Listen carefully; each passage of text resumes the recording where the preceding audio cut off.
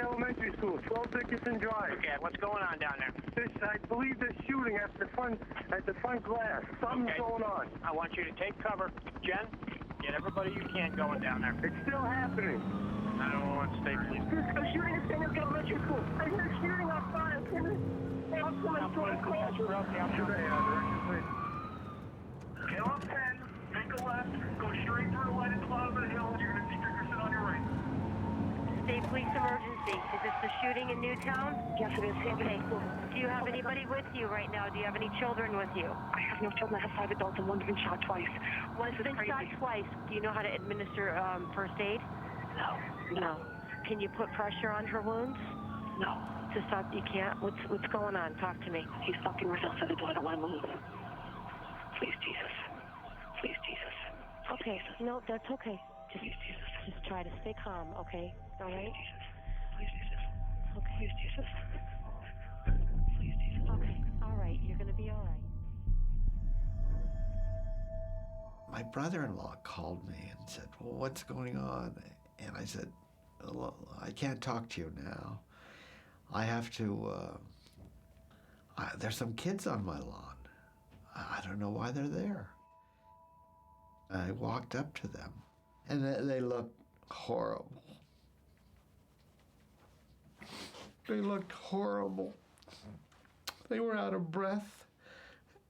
And I could tell they had been crying, but they were quiet in there. They were quiet in their abject fear and terror.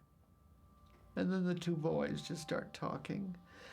They start describing what had happened. Oh, he had a big gun and a small gun. They just kept exclaiming, we can't go back. We can't go back to that school because we don't have a teacher.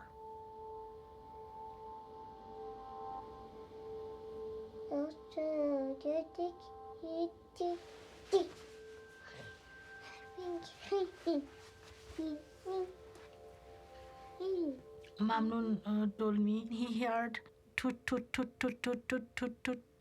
The teacher closed the door, and they are hearing a loudspeaker.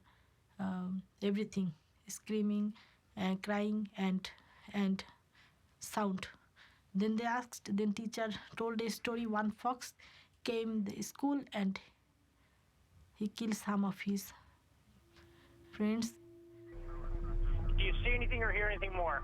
I keep hearing shooting. I keep hearing popping. Do you have your door barricaded? No, I'm on the floor. Okay. Is there a way that you lock the door? No, there's no lock here. The person's in the office. He's in the office? I can hear it on the loudspeaker, yeah. I just sat with my class and we listened to 154 shots ringing through the loudspeaker. There's still shooting going on, please. A couple of kids were laughing. It was like a strange laugh, like they didn't know what was going on. And one kid who kept kind of scooching away. And like I said, I just had this instinct. I just wanted everybody together. And I kept saying, come over here, come over here. Anyone hurt? Do you see anyone? We don't know, but we smell fire from the gunshot. Do you see the shooter? I could see through the crack in the back of my desk him standing right at my doorway, not barely 20 feet away, if that. He's still in the building. I mean, the shooting went on for what seemed like forever. We just kept saying, stop, stop, you know, and I mean, and then it stopped. Rick? Yeah. All right, what are you hearing now? It's silent. Thank you, the police officer just came in. Are there a policeman there? Yes. Okay. I remember getting into that room. All right, you guys are okay. I was the police officer she was referring to. I don't think that any of us that were in there feel that anybody needs to know specifically what we saw. Emotionally, I think the world needs to know to understand it. I don't think they need to know graphically what occurred in there.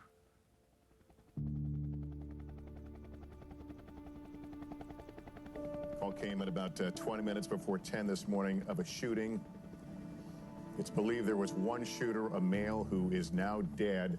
And the reports we're getting from law enforcement is that of the 26 dead, most are children.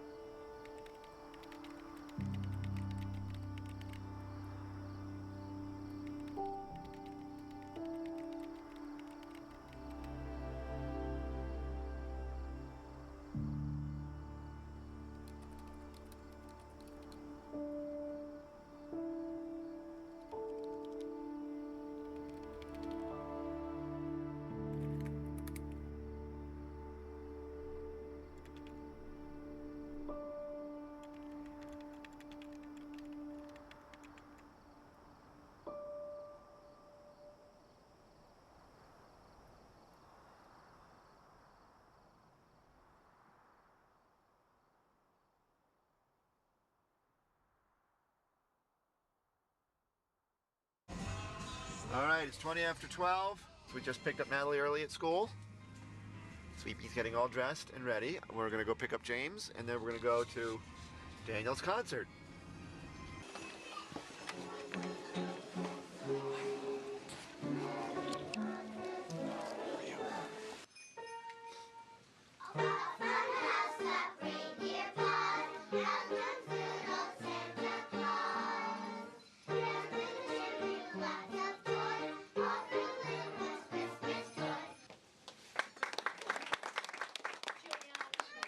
That was great.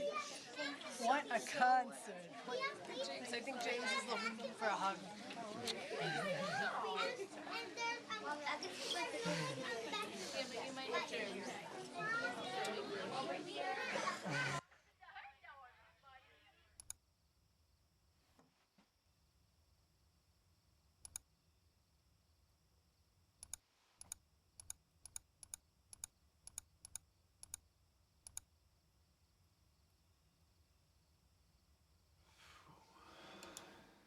I look at these pictures and it's like it's still then, you know, everything is the way it should be. Everything looks the way it should be. This was Sunday, December 9th of 2012. It was, we were out at the tree farm getting our tree. So this is kind of like the last few days of life as we knew it. They were all taking turns cutting down the tree. And of course, little Daniel was making sure everybody had their fair time.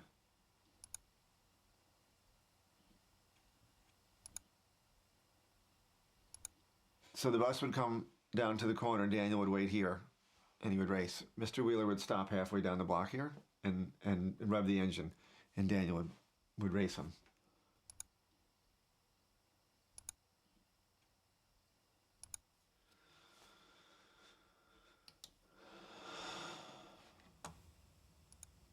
I still dread that every day I live, I'm one day farther away from my life with Daniel.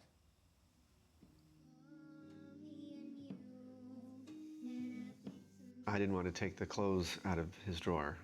I didn't want to touch anything. I wanted to leave everything just the way it was. So Jackie actually had her sisters while we were away one weekend clean out all the drawers. I still have little secrets stashed around. He used to wear this old yellow football helmet when he'd ride in the little seat in the back of my bicycle.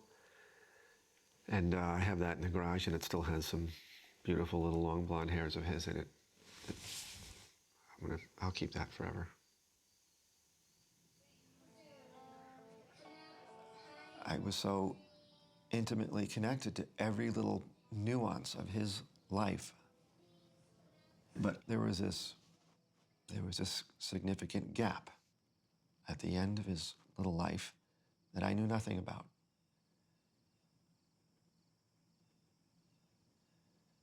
I have, and I still have, this need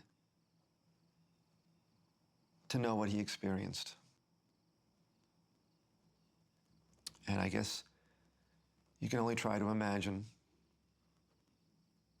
how unbelievably difficult and challenging that is. to try to interpret what your 7-year-old experienced as he was being murdered by a gunman in his first grade classroom.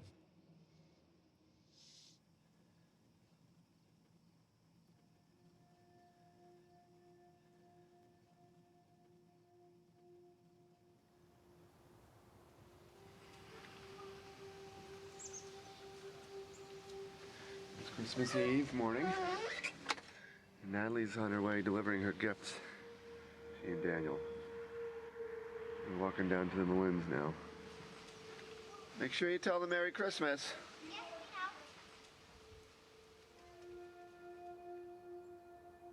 The Bardens and our kids were like interchangeable. We had met the Bardens in our own yard, and it was like a godsend. It was amazing to think that there was this family that moved in that had 3 children, the same ages as our kids, boy, girl, boy, and we had boy, girl, boy, and our kids took to each other like they had known each other their whole lives. And Kyle and Daniel were like 2 peas in a pod together. They were just as comfortable at my house as they were at their house. And Mark was my go-to because he was home mostly during the day.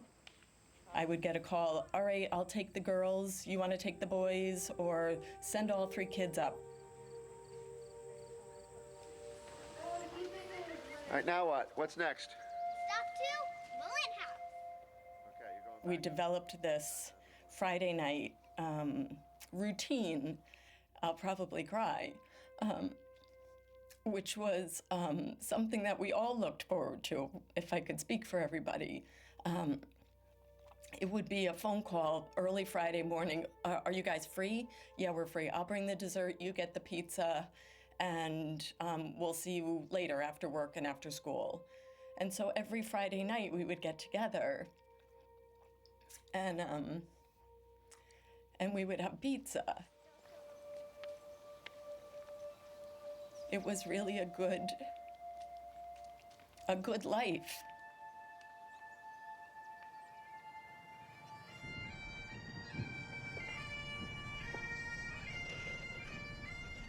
I have to say, Daniel's funeral was kind of a hazy memory out of a weird dream for me. But we did manage to attend quite a few of the other children's funerals and, you know, witness Father Bob saying funeral mass after funeral mass for 6-year-olds and 7-year-olds.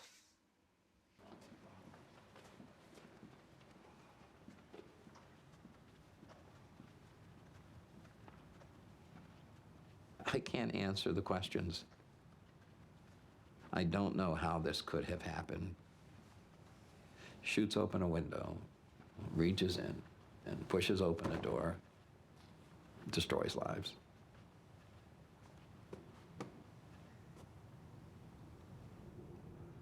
I don't think a community can ever be prepared, especially a small town, can ever be prepared for something like this. It's fearful. You know, it's really fearful that people's lives can be so disrupted so quickly, forever. There's no making up for this.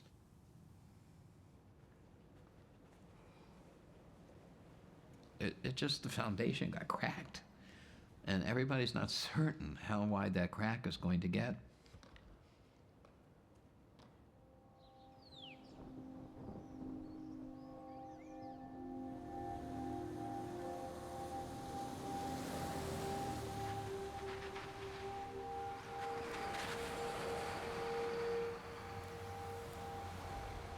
And that day I was in physics class, and all of a sudden I remember my principal, Mr. Dumais, came on the loudspeaker and said, "Everybody must go into lockdown, this is not a drill." I was with one of my friends, and her mom was a teacher at Sandy Hook Elementary School as well. And so I went over to her, and she had already looked on her phone and seen what was happening too. And we sat there for a long time waiting to get the text about our moms. There was a lot of shouting right outside my door. Newtown police, you know, banging on the door. Get Newtown police. I opened the door and the kids just ran. They just scattered. Shortly thereafter, I spoke to my husband and I remember saying something like, "It's bad, right? Don't tell me, but it's bad." And he said, "They don't know yet. They just don't really know yet." And then the next time I talked to him, you know, he was crying on the phone. He said, "It's really bad. There are a lot of kids dead." When we got in the car with my mom, she just said, "I love you and I'm okay." But a lot of people aren't. I think a lot of my friends aren't. Is there a day that I don't think about it? I don't think there's an hour or a couple hours I'm not thinking of something about it. When I went back to work, I know the first 2 days, I was not there. I was working. I wasn't there. How do you get through your days? The kids at the school, the laughing, smiling.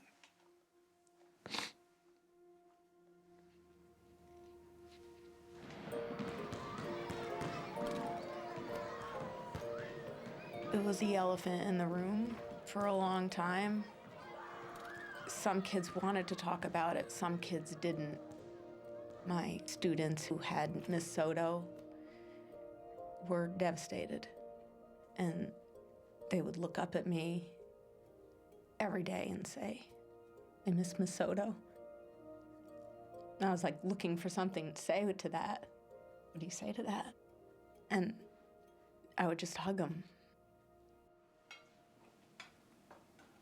The teachers, the staff, we understand each other.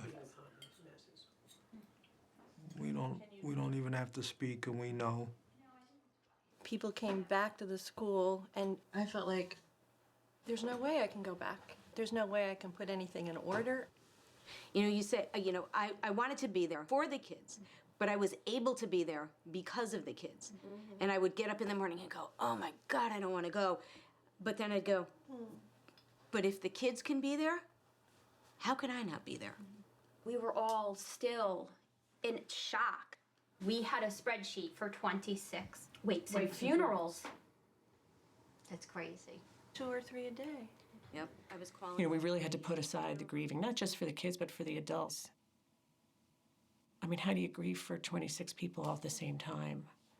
You know, the story that I always think about is Dawn and Mary and their colleagues who were all together in a conference room meeting with a parent. And Dawn's immediate reaction to get up and go, you know, running out in the hallway, charging like a bull, all 5 feet of her. I know from my conversations with her family that it was evident. They could tell afterwards by the way her body had taken the bullets that had killed her that she was lunging at him.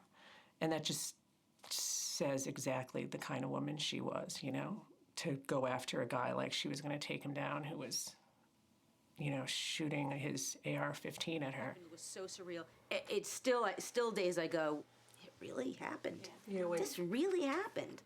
And I don't know if you guys feel the same way, but that is the new point in my life. Things either happened before 12/14 or after 12/14. But it's like, it's a very different life now.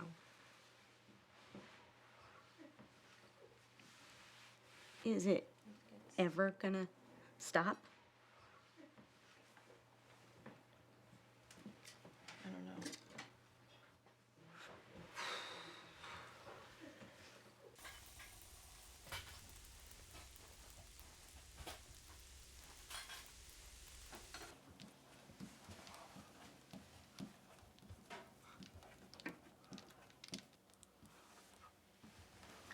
I get it. What is it? Forever and ever. Yeah. For and ever. The hardest moments were immediate. Within hours, my surviving son expressed fear. And what does a father say? What does every father in the world say? Don't worry, it's going to be okay. And his immediate response was, as you might imagine, that's what you said to Ben.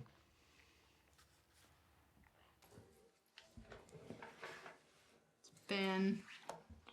That's me. See that resemblance? That's Ben. That's me, my dad, and Ben. So amazing.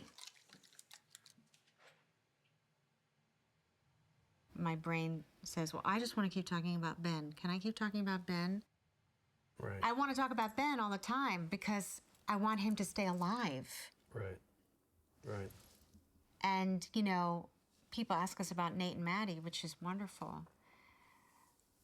But now I've started signing my cards. Love, David, Francine, Nate, Maddie, and Ben's spirit. Because if I don't write that, I feel like people are going to forget him. You know, I was looking at a letter to the families recently, and it was individually, they were naming every victim. And my brain said, well, maybe his name won't be on the list. And maybe he'll just be alive. You know, these crazy things, you know, I'm still there. Oh, hi. Great to see you. Hi, welcome to the Ben Wheeler Show. Today, the tornadoes are coming, and the elevators... Benny was a challenge. A 6-year-old boy with that much energy. Dinner table was so hard because he was just all over the place. Oh, now you go and have some popsicles. Bye. Francine's uncle took this amazing picture of him when he was 3 or 4. It's up in the living room, and he's jumping into a puddle, and he's, you know, above the air. And her uncle titled it Flying Boy. And that's who he was. He was so rarely connected to the earth. He was just, nothing was ever moved fast enough for him. If he got 5 stickers in a row, he would get some kind of positive reinforcement. Look at this gentle body, no licking, no biting. Great table manners. Not so good. You know, the way everyone does, you mark your kid's height on the wall. This is Nate's here, and Benny's here, starting in January of '09, and then in November of 2012, he was here. And I don't remember exactly when Nate wrote this, but he came down here on his own. I think it wasn't prompted in any way.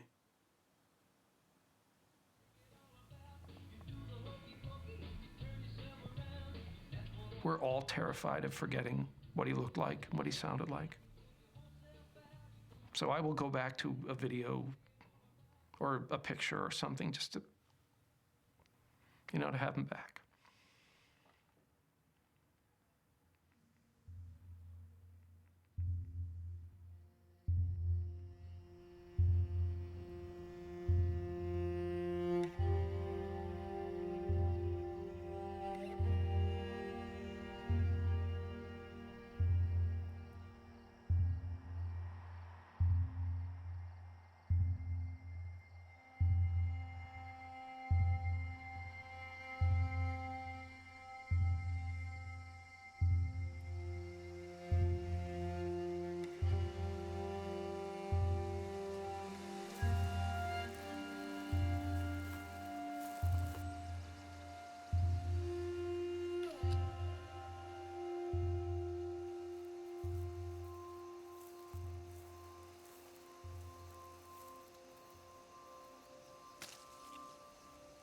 I have these memories, I have these pictures, I have hair and teeth, and yet you go through these crazy motions of like, am I just dreaming all of this?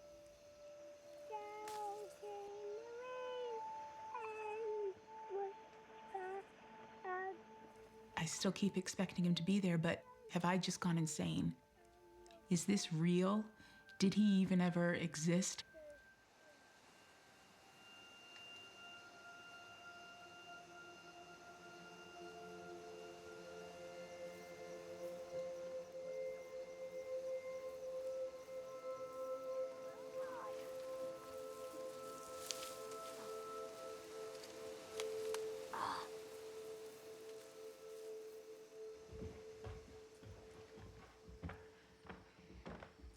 This is most of the stuff that's been, I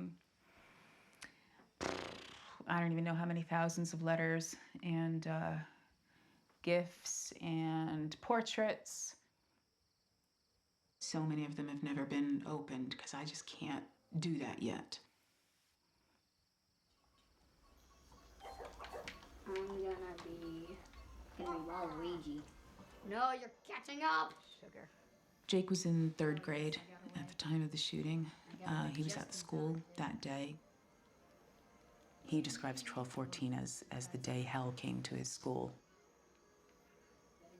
He has gone through cycles of grief the same as any adult. And we went through a period where he didn't want to talk about Dylan. He didn't want us to mention his name. He wanted us to take down all the photos of Dylan in the house.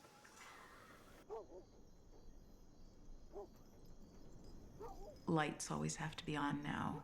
You know, he's 10 now, and you get to the point where your imagination of monsters under the bed, and he's seen the real monsters, unfortunately.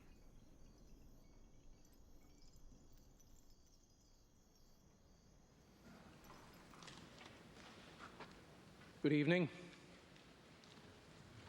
We lost our son Benjamin the morning of December 14th to an unstable, suicidal individual who had access to a weapon that has no place in a home. Right now, professionals in every area pertaining to this crime, from mental health to parenting to school safety, are unable to connect the necessary dots to prevent this from happening again. When I look at this event, I see these dominoes, each of them very specific, that had to line up that way that morning for things to happen the way they did here. And when I look at that, all I see are the spaces in between where somebody, somewhere along the way, could have stopped the next domino from falling.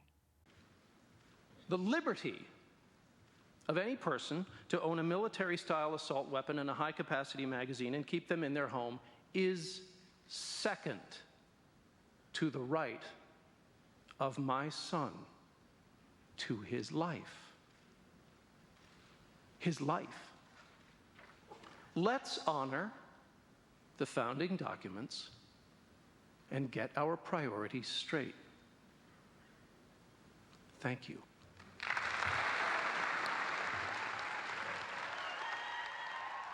What happened to our children was transforming in ways you can never anticipate. And there is an immediate human desire to just not to protect the rest of the world from having to go through this. My name is Lori Vayette. I am a volunteer EMT for Newtown Volunteer Ambulance Corps, and I staff every Friday. In the early morning of December 14th, we had no idea there was a shooting. It was never, we were staging. I thought it might have been a domestic. And a woman was given to us, and I was so happy to see her because she was injured, but not life-threatening at all. And I thought, okay, this is it. This is great. I mean, I saw all the police go in. I don't know exactly what's going on, but here's this patient who's gonna make it. This is good. We load her up. Great. And I'm in the back, ready to rock and roll, and the door swings back open, and there's a paramedic with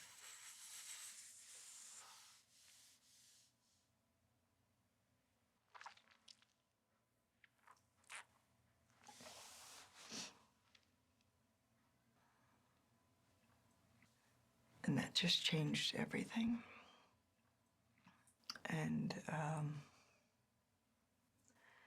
then to know that that was just one of many was disgusting, was horrible. But that's what a tragedy is, I guess. Unexpected, absolute horribleness.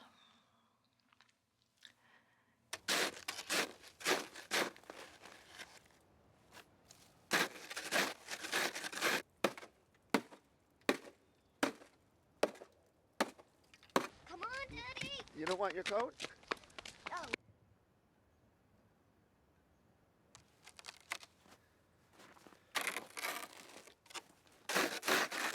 Daddy, he's in. Dad. Oh my goodness. Wow.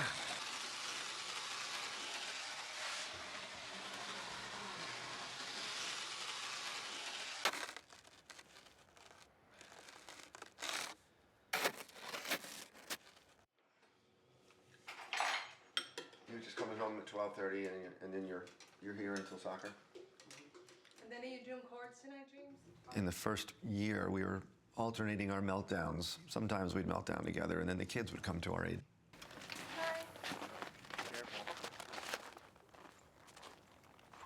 James and Natalie would just emerge from wherever they were and put their arms around us, literally. There's a little more in there. Who knows how to do this? There's no way to do this. We don't want to sweep it under the rug. And then at the same time, we don't want to dwell on it. If I'm gonna nuke it, you can put me. And even with my wife, Jackie, I feel like if I'm having a moment, I don't want to bring that on her if she's having a good moment.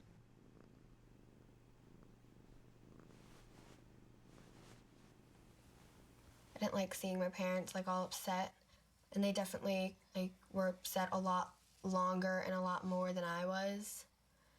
And then they'd always feel bad, like, oh, I shouldn't be crying in front of you because it's making you upset. But then I'd feel bad because they were trying to like not like think about it because of me.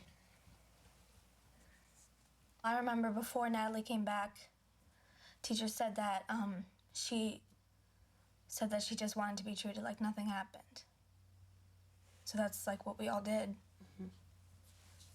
To me, Newtown was always just like this perfect, I mean, I love Newtown, so Yeah. it was always just like this perfect little town, and like everything is so safe and everything is so, I mean, everyone is so nice here. Yeah. I would never expect that somebody like that would be like just around the corner.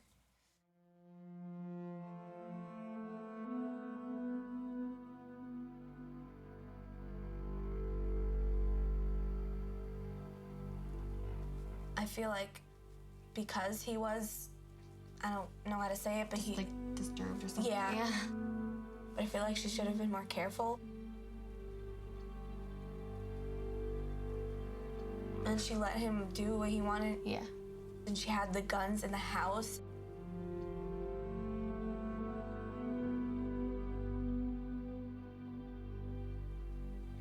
Like if you have a gun and you have a son, you should have it in a safe and maybe not let him know the code. No.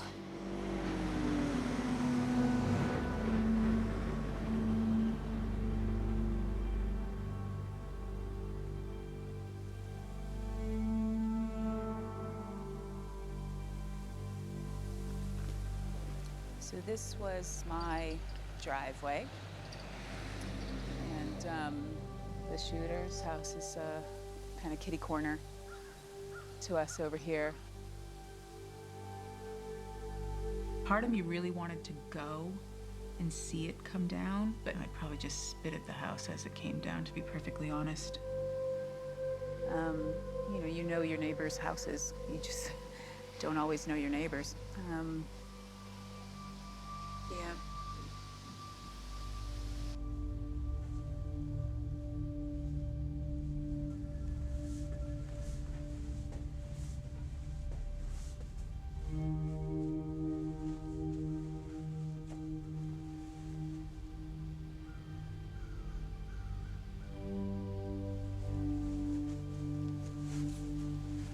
I'm always thinking about the shooter and his mother in particular.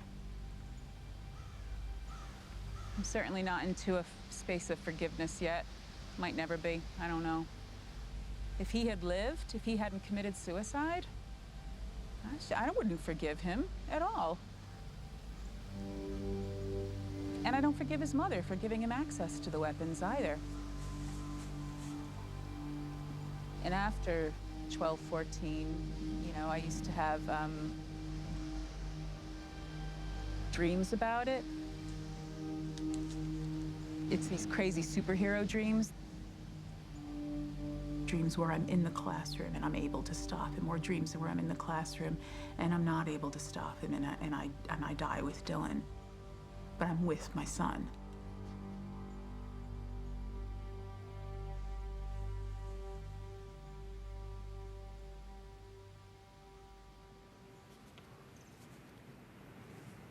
Dr. Begg, did you actually treat Sandy Hook victims? Yes, I was in the ER that day when the victims came in. Can you describe the kinds of wounds and the number of bullets in these small bodies? Most of the victims actually didn't come in, and we have such horrific injuries to little bodies. That's what happens. They don't even make it to the hospital. The coroner from the state of Connecticut, when he did his review, and this is public knowledge, stated that each body had 3 to 11 bullets. Okay. When a child has 3 to 11 bullets in them, and it's an assault type bullet that explodes inside the body, it doesn't go through a straight line. It goes in and then it opens up. That's not a survivable injury. This is a public health issue. 30,000 people a year die. Folks who have cancer and stroke and heart attack, there's a lot of research, but there's not the research. There's just anecdotes. On the day of Sandy Hook, But the data that's out I knew that a lot of children had already been killed and may not be coming in. But I only let the staff know that there were a couple coming in, the ones that we knew, because about a third of the staff we had actively working were from Newtown, such as me, and many of them had children in the school systems at that time. And so, as it turns out, we ended up getting just a couple of the victims, and we tried our best. We tried our best, and we were unsuccessful. I'm not an activist, but I said to myself that day that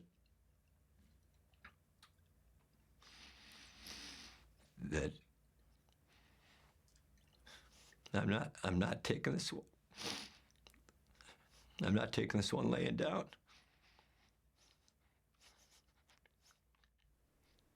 As somebody who was so close to losing the person that I love most in my life, I knew that in honor of the people who I knew who died, a lot of the teachers who died, I knew them, I needed to do something. I went with my dad and about 100 others from Newtown, and we ended up leading this march of like 6,000 Americans. There's a picture of Sarah holding up a sign when she and her dad went to the March on Washington in January following the tragedy. And there's a little spark in her eye, but kind of a look of like, I'm not really sure what I'm about to get into, but this is big. 12 relatives of Sandy Hook victims caught a ride to Washington aboard Air Force One Monday night after the president came to their state to hail Connecticut's sweeping new gun laws. So Connecticut's shown the way. And now is the time for Congress to do the same. The families of 8 Newtown victims will be back on Capitol Hill today. Tragedy has turned them into accidental lobbyists, pushing for new gun restrictions. I'm a guitar player. I don't belong in the halls of Congress trying to change the world, but here we are. I was very naive going into this, okay? And I thought making sure that everybody that purchases a firearm should have to go through a background check. I thought that that was the low-hanging fruit, and that, if anything, that's gonna get through. What larger job description do they have than keeping their constituents safe? What's a bigger line item in their job description? We are committed, completely committed to seeing this through for all the changes that help eliminate the causes of gun violence. We were downstairs in the basement of the Senate when we started getting news that it looked like senators who saw that it may not pass then were jumping ship. And I was just incredulous, like, are you kidding me? The gun control legislation that was supposed to tighten background checks was defeated today in the U.S. Senate. We are here now. We will always be here because we have no other choice. We are not going away. And every day, as more people are killed in this country because of gun violence, our determination grows stronger.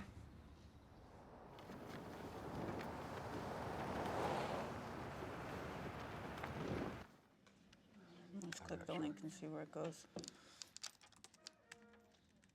I do think of Mark as a brother because we work together very closely. We can sense what each other is feeling and protect each other when necessary because we've chosen a similar path of what we want to do to honor our children. That's a bond for life now with that family. Cool. Thank you. I will always have their back, and I believe that they'll always have mine as well.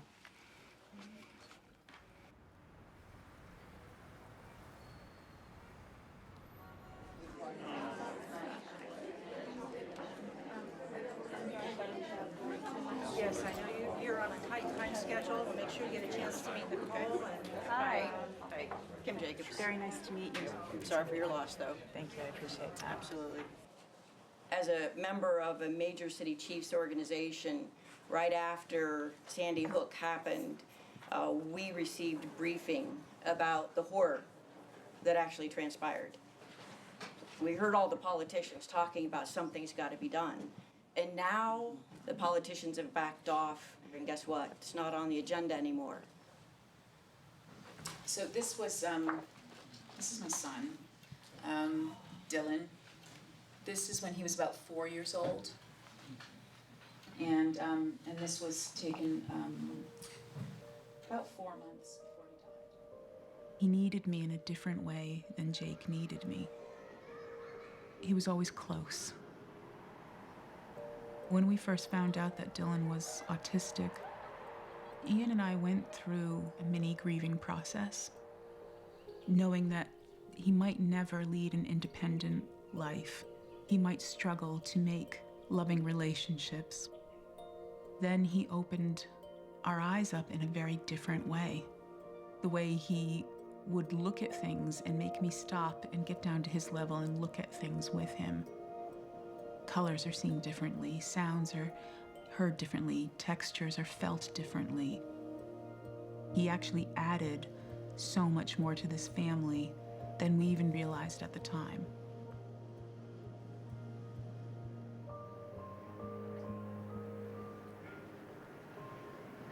It kills me.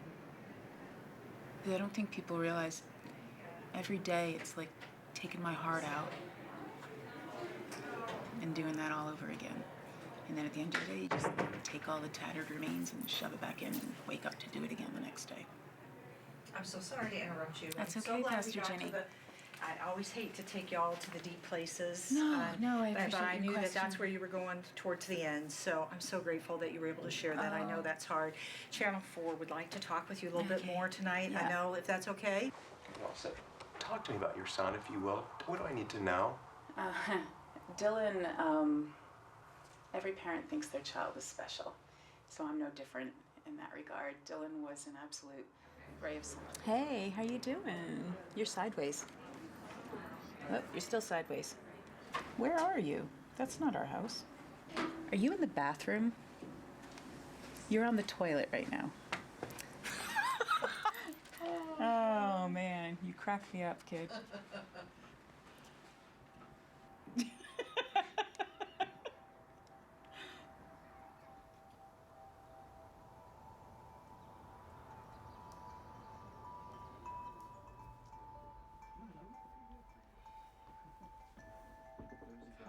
It never goes away. It just never really goes away. I mean, standing at the door of that school and seeing that broken glass, hearing that crunching. I hear that still in my sleep. You know, Easter marks for us the hope that every springtime holds for us. It gives us that promise that there is new life. For too many hours and for too many days, we've been caught up in a very gray winter. And now the days grow longer. The darkness grows less. We're not going to let the darkness overwhelm us, but the darkness is there. It's still part of life. And, you know, you go in the parking lot when the parents are picking the kids up, you know, and you still see they're apprehensive. Is my child coming out? You know, nothing has happened. There's been no warning, but you can see in their faces, like, is my child's going to come out, right? You know, I mean, it's just, you see that still in this community.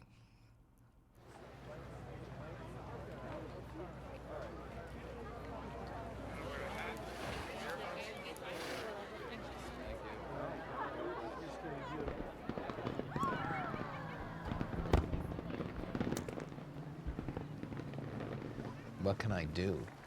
How can I be most effective in this situation? We're all victimized with this. You go through the teachers that were shot, you go through the 12 children that escaped, you go through all the first responders, then you start realizing the whole community's been victimized. And where do we go, you know, to protect and preserve ourselves?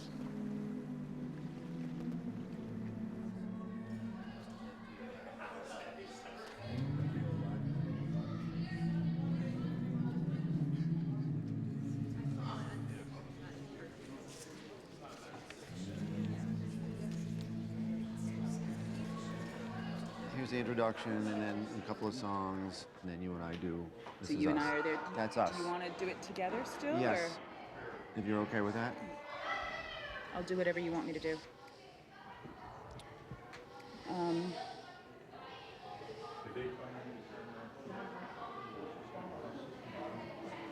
You just look at me. It's gonna be all right.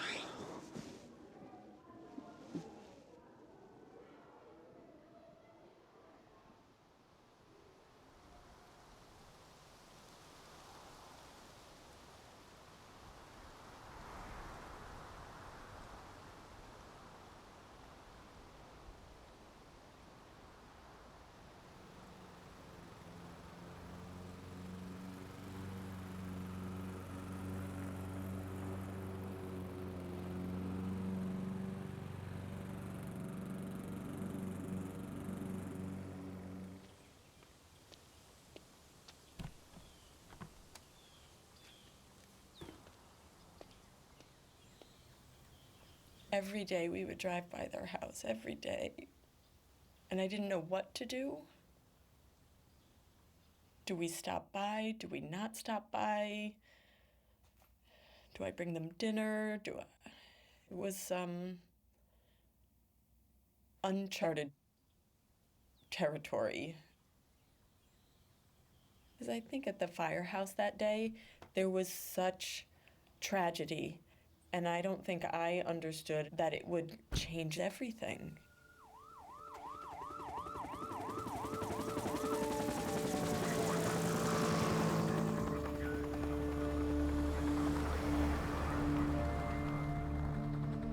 There is a volunteer firehouse just adjacent to that school, and that is where teachers were told to take the children just as soon as they could.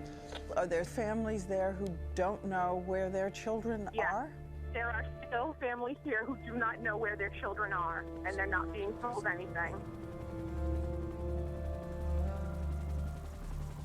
You could feel it. You could feel the emergency in the air. You could feel panic. There was all this murmuring going on. The principal was shot. There's a couple of shooters. There's kids in a bathroom. There's a lot of little snippets of information, but hadn't heard anything about kids at that point. And then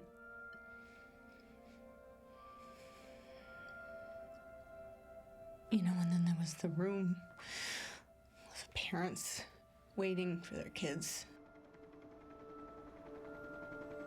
we just kind of waited. And then they brought the children out, and it was heartbreaking to see them. They were all holding hands in a line. And I saw my Kyle come, and true to his personality, I think he was skipping and holding somebody's hand, and he said, "Mom, I didn't cry, I didn't cry."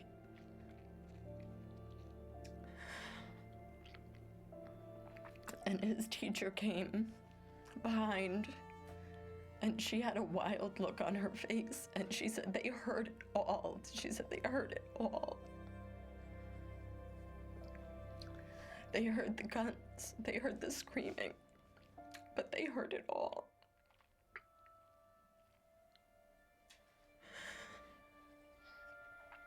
And then you look over where the first graders are, and there's so many parents with no children. And there was that feeling of, where are their kids? And then I saw Mark, and there was no Daniel.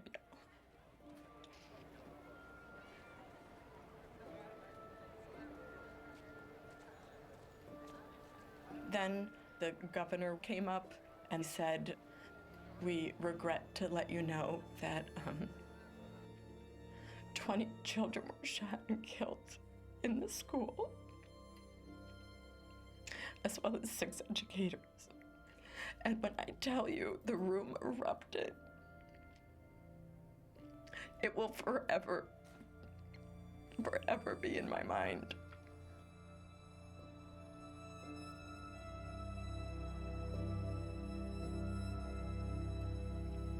This guy walked into the school and he went left.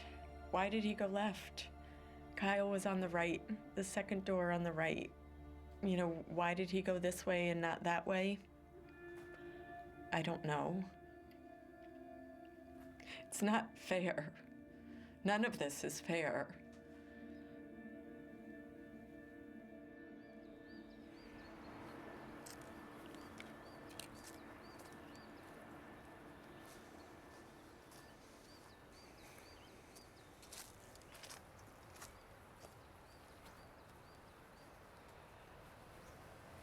Benny loved this place. He loved Peter Rabbit's house. He loved to come here and play. And you can go inside and play around. It's a very beautiful playhouse.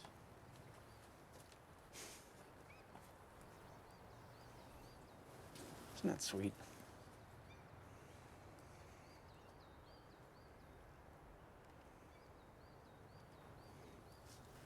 If you look at any catastrophic event, there are going to be places where if that person had turned left instead of right, events would not have unfolded the way they did. But that's life. That's the chaos of the universe. And I previously found a certain amount of beauty in that chaos. And now the challenge is to continue to see the beauty in that chaos, because now the chaos has hurt me.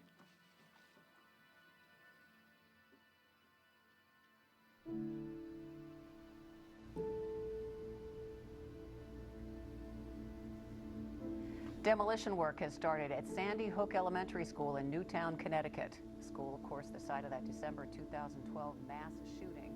For the first several months, I could not imagine why anyone in the world would want to go back into that school.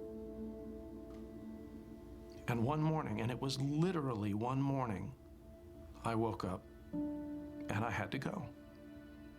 I knew the school was going to be torn down. And I had to see it before it was gone forever.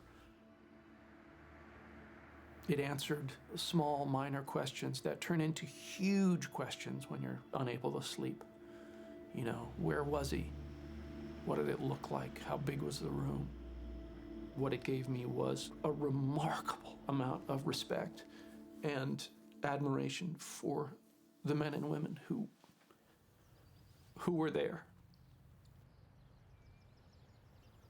I didn't have a face-to-face meeting with the EMT who was with Ben, but she wrote us a lovely, lovely letter. She was afraid to write to us because she felt like she was forever going to be a terrible reminder of his loss. And I wrote her back and I said, that's not the case at all. You know, you are one of the good guys. Yeah, that was a tough letter, but I could not send it if it makes any sense. I knew I had to say something. I knew I had to let him know that he was cared for, that there was love there.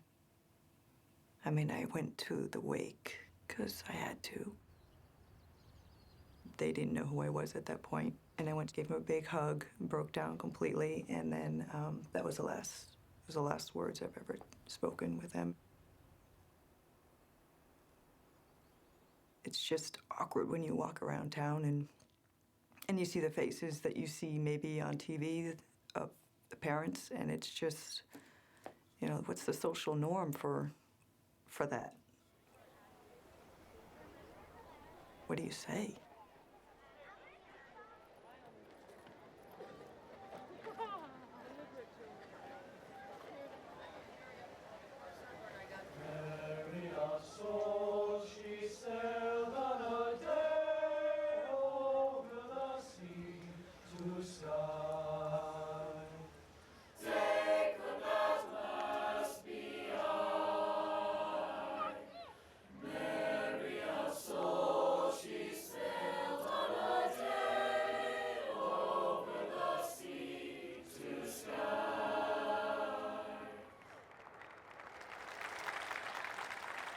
Your police officers, your state troopers, your firefighters, can't say enough about them. Just amazing local talent here. Thank you so much. Because of my role in there, some parents rightfully feel uncomfortable because it reminds them of things. Yes. Good. I'm glad to see it. It's good to see you Me too. again. It's been a while. Yes. But I always recognize you when I see you. Things are all right? Yeah, we're doing okay. We'll be all right. You know, we're all in this together.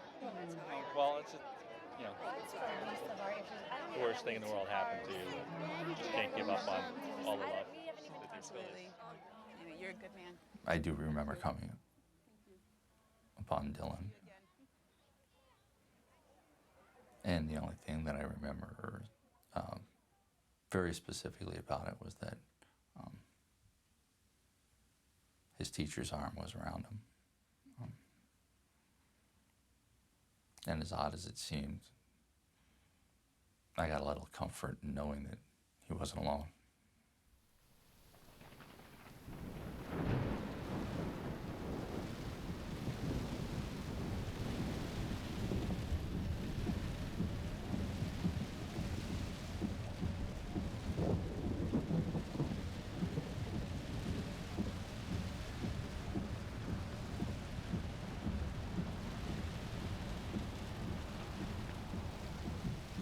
You just never know where it's going to come, what's going to trigger you, and bring back an emotion or a sound or a smell.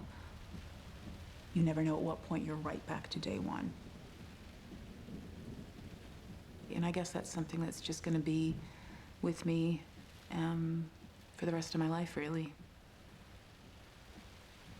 I had only recently seen a photo, and I suddenly looked at it and I thought, oh my God, that's me.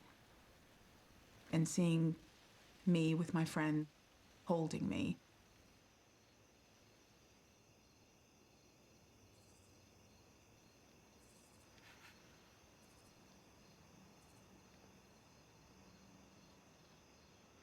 And she just held me for the longest time.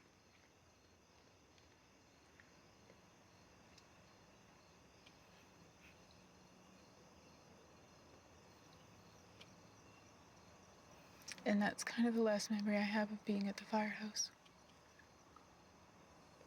I don't remember how I got home.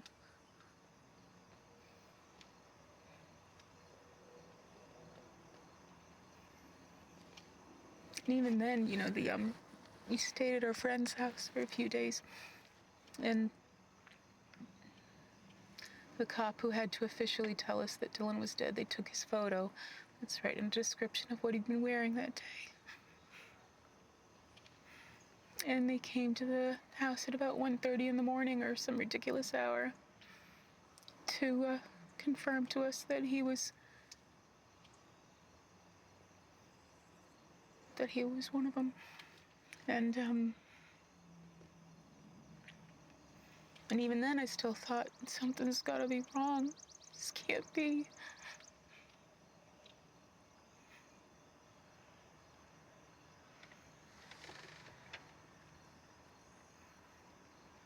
This just isn't supposed to happen.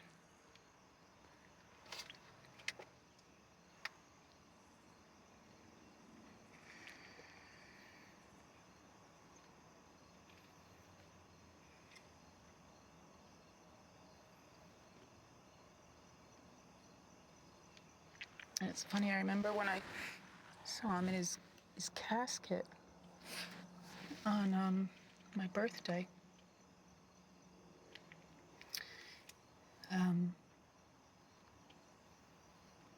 I thought that would be when I finally realized that he was dead. And even then, I couldn't even really accept it because that was his body, but that's not Dee, because, you know, and I was holding his hand and I could see there was his torn cuticles from where he bit his nails.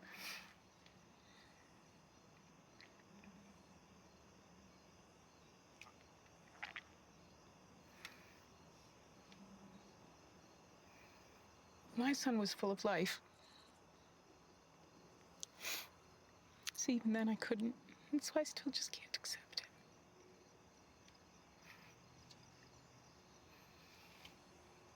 That's why sometimes traveling is easy for me. Because it's like I can imagine he's home. So when I come home from traveling, it's just...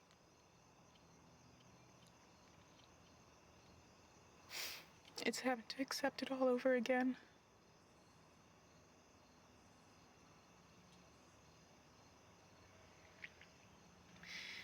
And I don't know how you're supposed to get over something like this.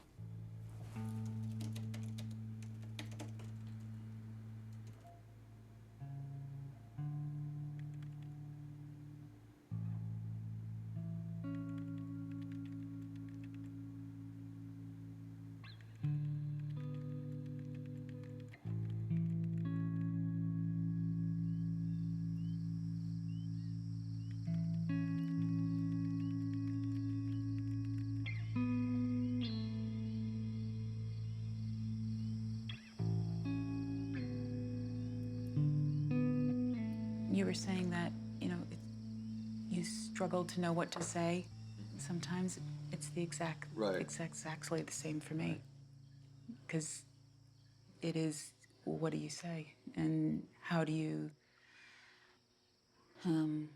put people at ease? Right. And because we're all in this together. You know how many times I laid down in bed and just think of the unfairness of this whole thing. Now, I didn't know Dylan, and somehow in the back of my head sometimes I feel like I missed out on something.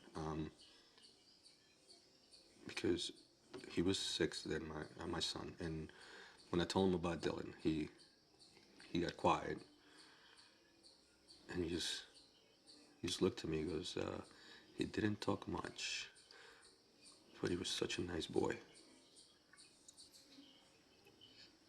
Thanks. Because I don't really know what Dylan's classmates thought of him. Right. You know, because he was hard to he didn't often talk to me about his classmates because he couldn't really articulate it very well.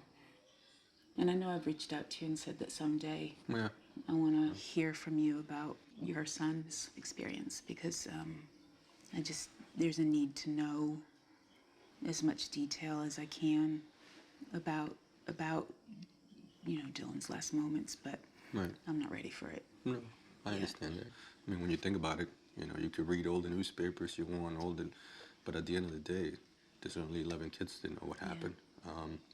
We had made it our point to remember specifics about that day, so we have that information. Thanks. Whenever you guys are ready, we'd be, of course, willing to sit down and share what we know.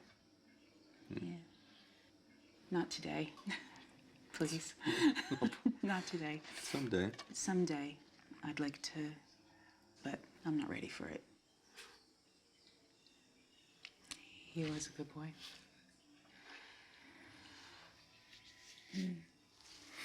Thank you. I'm sorry. No, please don't apologize. Don't ever apologize. It's okay. I need to know these things as well.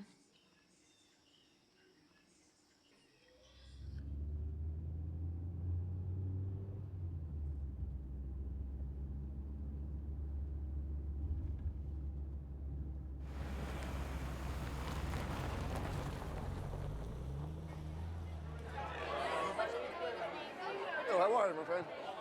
Good to see you. Good to see you. Thank you for coming up. You want to grab this, Mark, so I can put my... Yeah.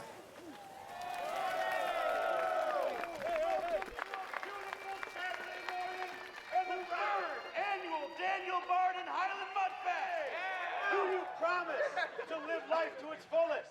I do. Do you promise to cherish family and friends? I do. Do you promise to love, laugh, and enjoy this moment? I do.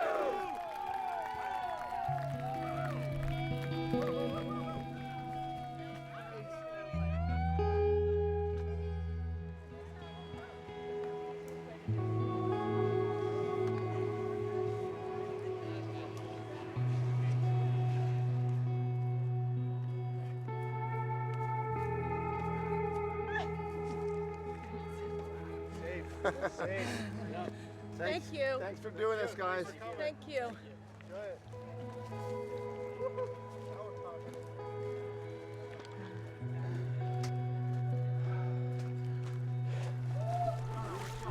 Hey, Kyle. Every day I look at Kyle and I think, thank God for miracles. Nice job.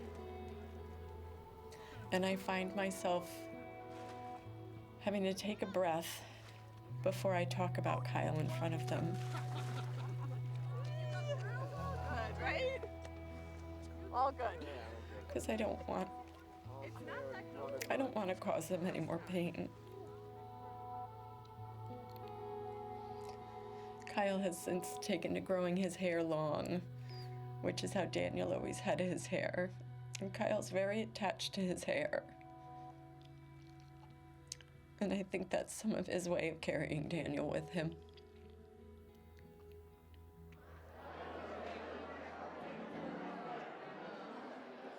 I'd like to introduce my sweet little Natalie.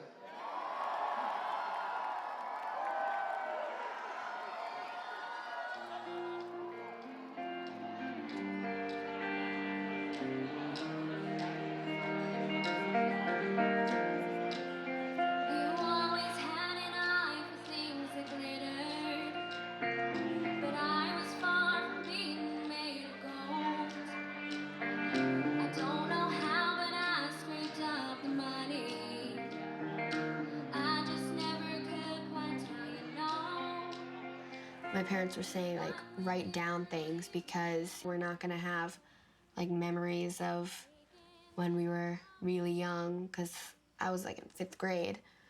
So, like, I didn't want to forget things. Like, I didn't want to think about what happened, but I didn't want to forget my brother.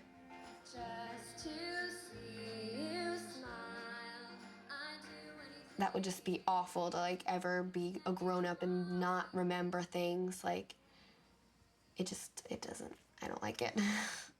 It's not weird, though. Like, talking about him. Yeah. It's just like, nobody feels weird about it because it's only weird if you make it weird. Yeah, it's just like good memories. Yeah. Does Kyle talk about Daniel? Well, not a lot, just because I think it's more touchy for him. But I mean, overall, I know he has this box where he keeps like a picture of him, a What Would Daniel Do bracelet.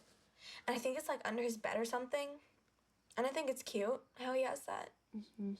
Like some things you do like to remember people and it's just for you. Yeah. It's just, you don't want anybody else to know about it or anything.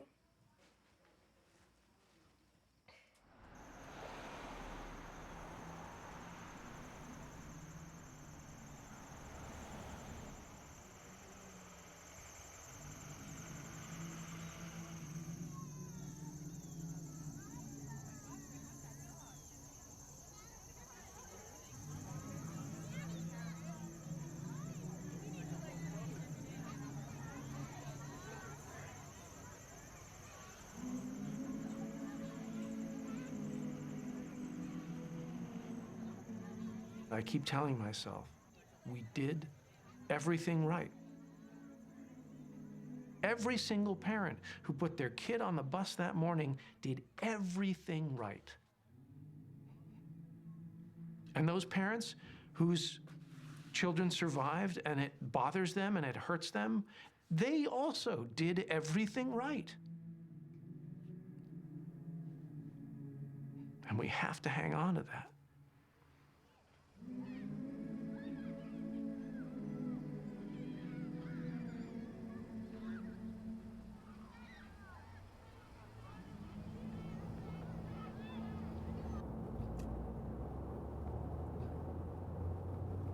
You know what Devin Pope is actually doing? What? He's writing a fan fiction. Now, nobody in the troupe likes Donald Trump. Keep this in mind, Dad. Okay. Nobody in the troupe likes him. Okay.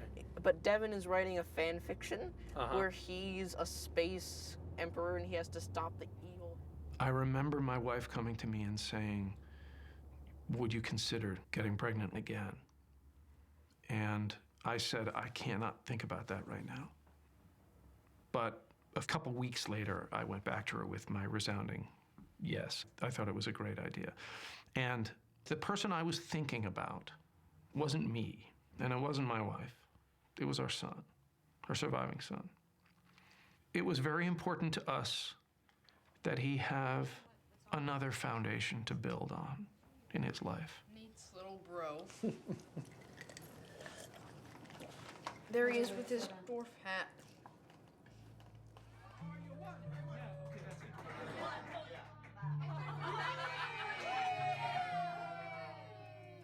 You know, having his birthday on the party on the weekend for Maddie, you know, it was a hard day. When was the last time there was a first birthday in this house?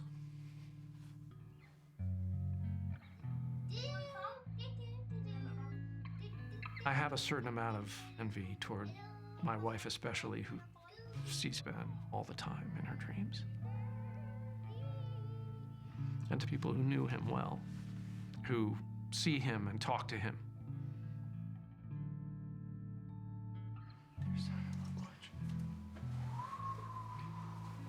What was that? Can you get him? Look, here we go. Now they're gonna go the other way. Ready? There they go. Yeah, there we go. Yeah.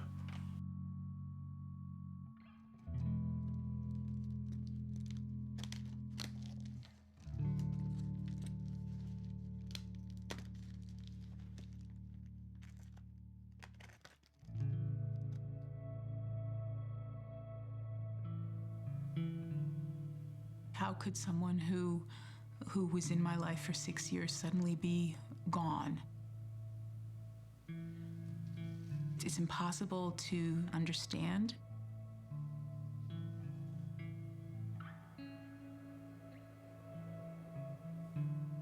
But he was here. He did exist. And he has a legacy that I have to fulfill for him. and that I will fulfill for him.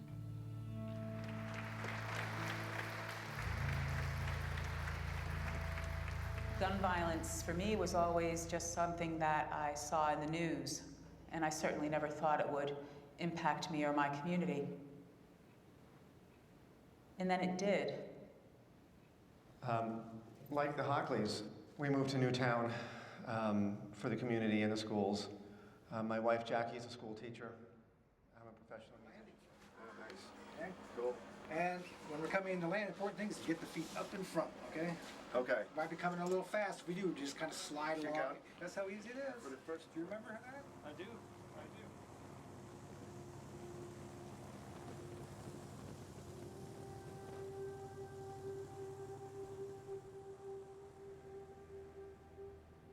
I don't want closure. I mean, how could I ever possibly say, okay, I'm over this now? I mean, there is no closure. I had my first dream, real vivid dream that this happened, but somehow he got out, he emerged, and he was okay. And I just grabbed him and I held him to me, and I was just wailing and shrieking, crying in joy that he was back.